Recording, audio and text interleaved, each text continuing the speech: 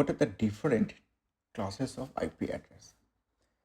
Okay, so in IPv4 there are 32 bits of IP address, and we all know that there are network address and host address, and altogether we call it as an IP address, right?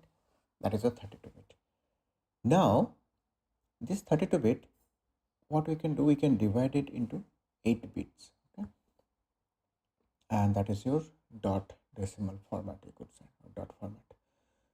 So, and for human readable thing, we can transform or we can convert this binary form into the decimal format. So for example, 123.50.16.90, that is your IP address. Now there are 5 different classes. One is your A, B, C, D and E. So A will be first your network address, and then host address, and B 16-bit will be your network address and host address, and C will be your 24-bit network address and 8-bit host address, and D and E, they are for multicast and reserved bit. Okay, so basically in class A there are 8 bit of network address and 24 bits of host address, right? And your class B, that will be a 16-bit of network address and 16-bit of host address. Okay, and class C, it will be your 8-bit of host address and your 24 bits of network address. Okay, now how can you differentiate that what kind of class it is?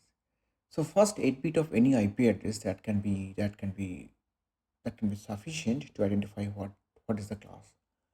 So for example, class A, the first bit of the 8 bits will be 0, and class B 10, and class C 110, and class D 1110, and class E will be all 41 of the first 8 bits. Okay, so a simple question will be how many possible network we can support in class A.